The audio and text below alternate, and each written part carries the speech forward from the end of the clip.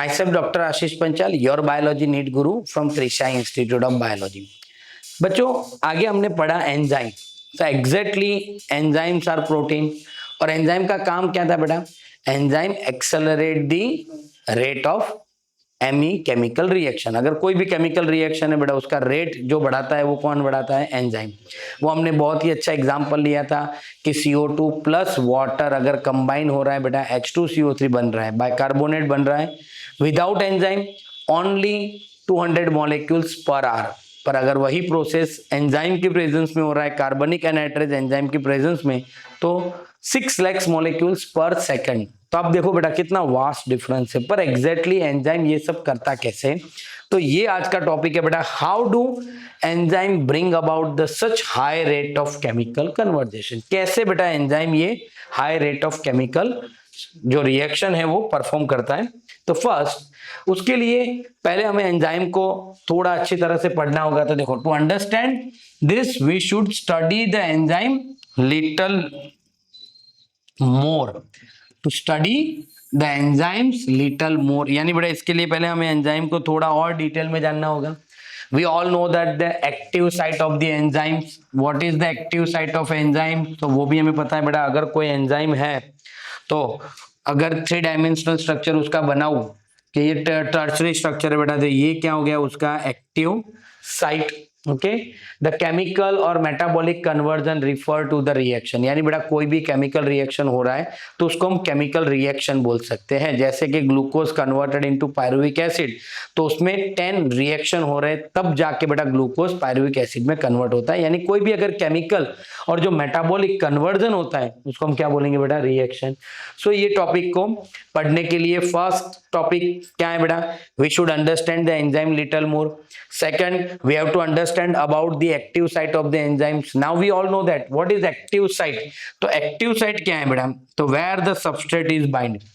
The chemical which is converted into product is called the substrate. यानी बेटा जो भी चीज प्रोडक्ट बनाती है और जो रॉ मटेरियल है उसमें से प्रोडक्ट बनता है, तो रॉ मटेरियल को हम क्या बोलेंगे? सबस्ट्रेट। सबस्ट्रेट कहां पर बाइंड होता है बेटा? Substrate will bind to the active site of the enzyme.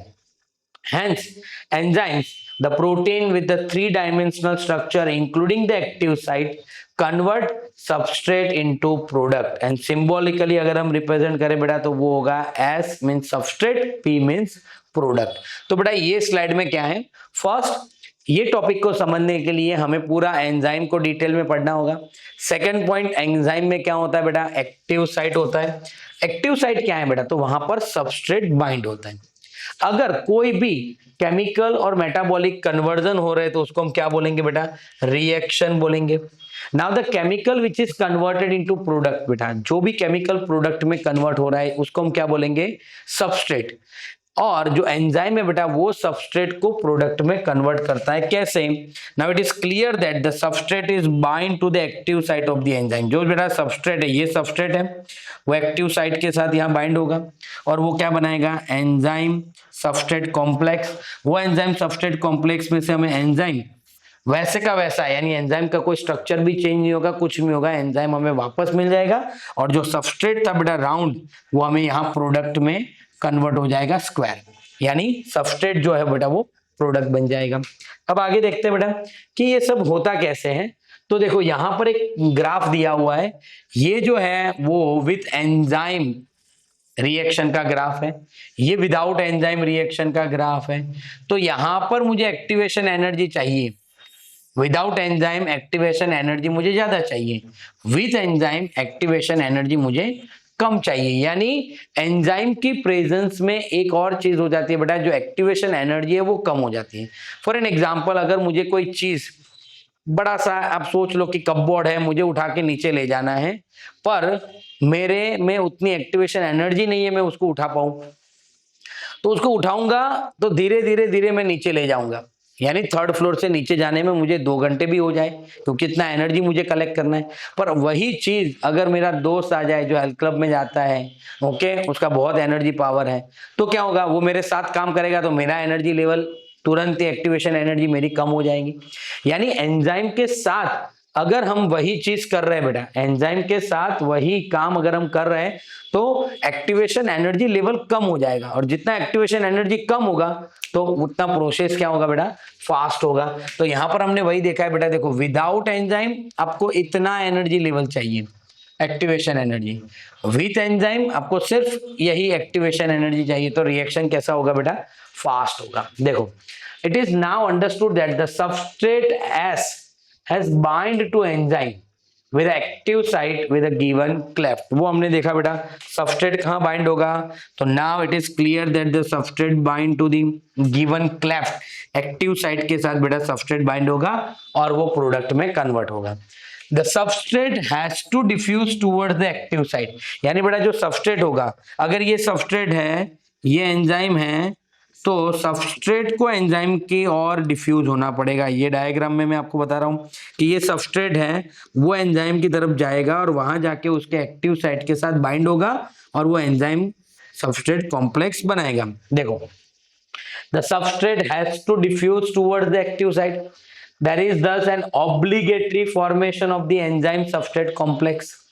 E stands for enzyme. This complex formation is the transient phenomenon. तो बेटा ये जो एंजाइम और सबस्ट्रेट का जो कॉम्बिनेशन यानी जो कॉम्प्लेक्स बन रहा है बेटा, वो ट्रांजिएंट फेनोमेनन होगा। ट्रांजिएंट फेनोमेनन मतलब बेटा वो कंटिन्यूअसली चेंज होता रहेगा।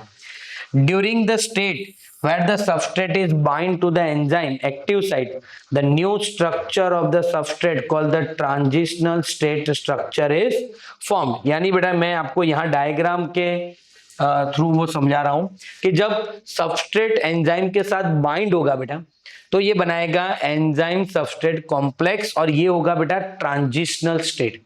क्यों बेटा इसको ट्रांजिशनल स्टेट बोलते हैं, क्योंकि जैसे ही देखो येलो कलर का एंजाइम है, ग्रीन कलर का सबस्ट्रेट है, वो बाइंड होगा तो ये सबस्ट्रेट के साथ अब एंजाइम टाइटली बाउंड होने का ट्राई करेगा। देखो यहां से वो कव हो गया, फिर वो टाइटली बाउंड हो जाएगा, यानी ये स्ट्रक्चर थोड़ा और चेंज होगा। फिर देखो अभी सबस्ट्रेट थोड़ा और चेंज हुआ, एंजाइम थोड़ा और चेंज हुआ, सबस्ट्रेट और चेंज हुआ, एंजाइम चेंज हुआ, यानी बेटा धीरे धीरे क्या हो रहा है, एंजाइम जो है वो सबस्ट्रेट के साथ टाइटली बाउंड हो रहा है और वो सबस्ट्रेट के बॉन्ड ब्रेक भी कर रहा है या फिर कोई बॉन्ड बना भी रहा है। यहां पर हम देखें तो वो उसको बीच में से कट कर रहा है और बीच में से कट करके उसने दो पार्ट में कन्वर्ट कर दिया, तो यहाँ बॉन्ड ब्रेक हो रहा है।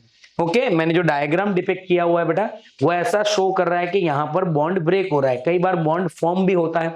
तो ये चीज आपको याद रखनी है कि यहां पर जैसे ही एंजाइम सबस्ट्रेट कॉम्प्लेक्स फॉर्मेशन होगा बेटा, याद रखना बेटा, एंजाइम सबस्ट्रेट कॉम्प्लेक्स फॉर्मेशन होगा वो ट्रांजिएंट स्टेट होगा, वो कंटिन्यूअसली चेंज होता रहेगा।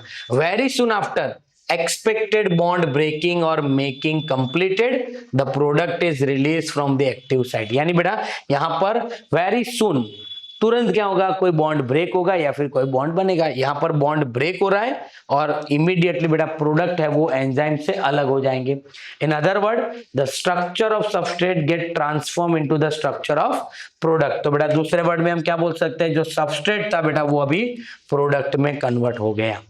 The pathway of this transformation must go through so called the transitional state structure. ये सबको हम क्या बोलेंगे बेटा, ट्रांजिशनल स्टेट स्ट्रक्चर, क्योंकि ये कंटिन्यूअसली चेंज होते रहेंगे। स्टेबल कौन सा होगा, सबस्ट्रेट और प्रोडक्ट बेटा दोनों स्टेबल फॉर्म होंगे।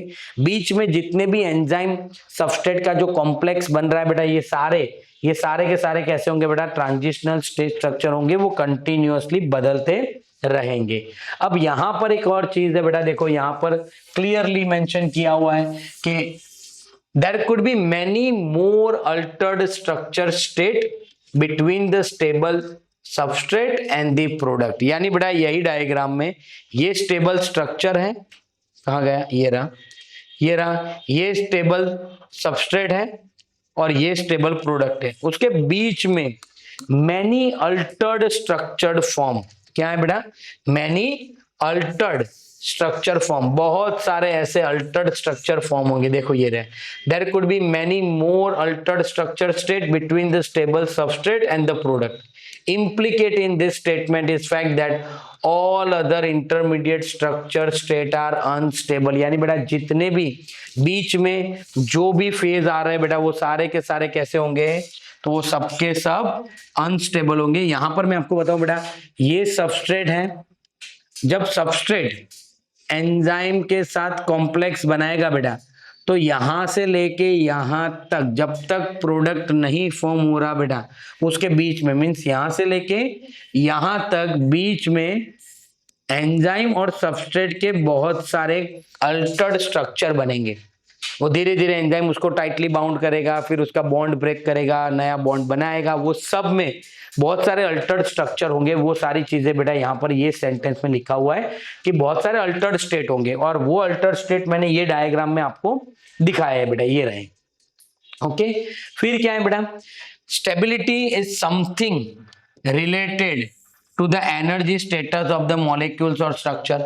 स्टेबिलिटी किसके ऊपर डिपेंड है बेटा, कोई भी अगर मॉलिक्यूल्स है उसका स्ट्रक्चर के ऊपर डिपेंड है। When we look at this pictorial through the graph, अगर हम ग्राफ को देखें बेटा तो यहाँ पर पोटेंशियल एनर्जी दिया हुआ है, ये है प्रोग्रेशन ऑफ रिएक्शन, यानी y एक्सिस है बेटा वो एक्टिवेशन एनर्जी है, x एक्सिस है बेटा वो प्रोग्रेशन ऑफ रिएक्शन है।